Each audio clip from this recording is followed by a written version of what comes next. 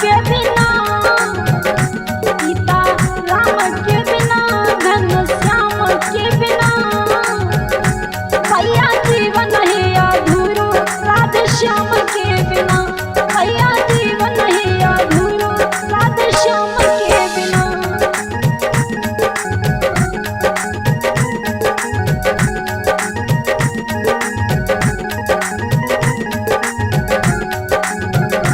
सीता राम के बिना, राधे श्याम के बिना भैया जीवन है अधूरो, घनश्याम के बिना वीरन जीवन है अधूरो, घनश्याम के बिना।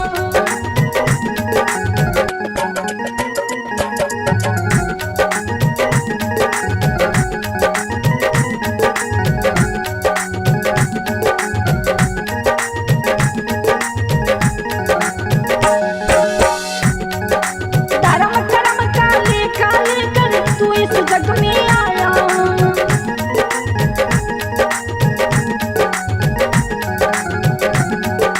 धर्म कर्म का लेखा लेकर तू इस जग में आया।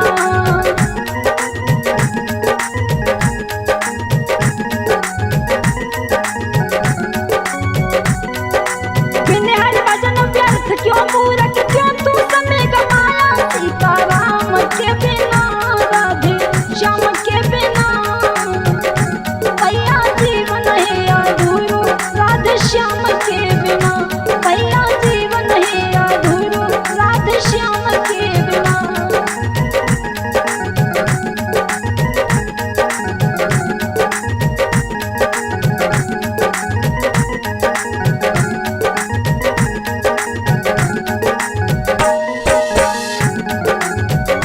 और बताया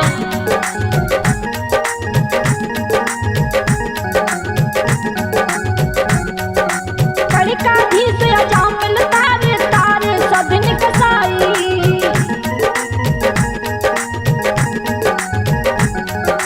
कड़िकाधीश अजामिल तारे तारे सदन कसाई।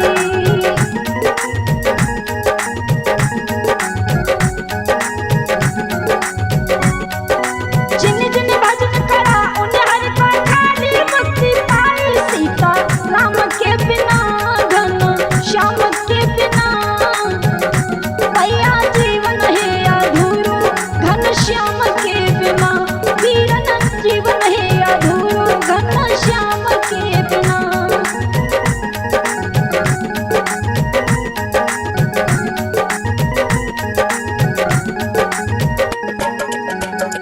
सीता राम के बिना, राधे श्याम के बिना भैया जीवन है अधूरो, घनश्याम के बिना भैया जीवन है अधूरो, घनश्याम के बिना।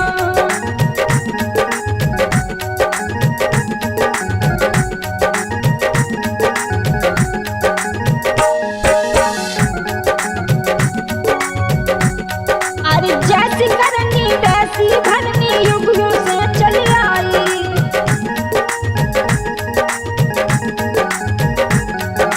जैसी करनी वैसी भरनी युग युग से चली आई।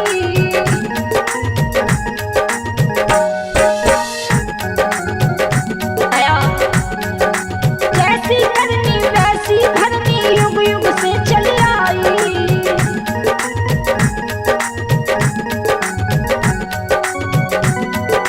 विष्णु भैया दो अक्षर की नैनक में दबाई, सीता राम के बिना, राधे श्याम के बिना भैया जीवन है अधूरो, घनश्याम के बिना भैया जीवन है अधूरो, घनश्याम के बिना।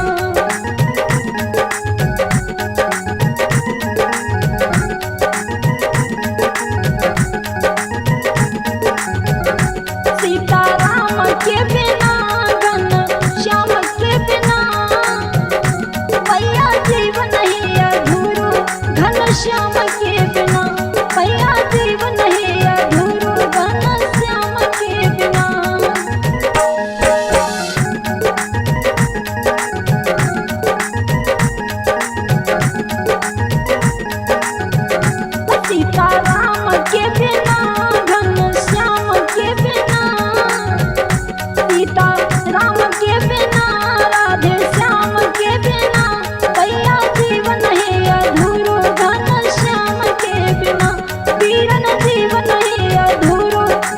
श्याम के बिना वीरन जीवन है अधूरा घन श्याम के बिना।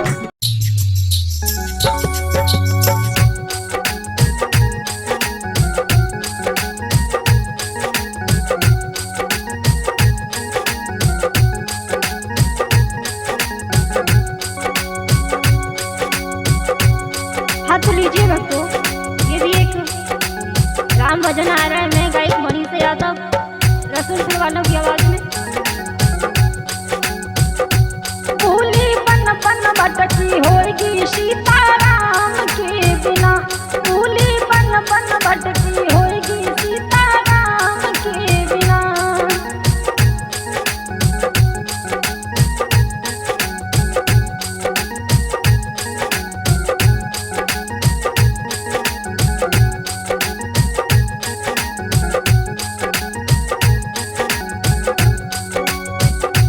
भूली बन बन भटकी होगी सीता राम के बिना।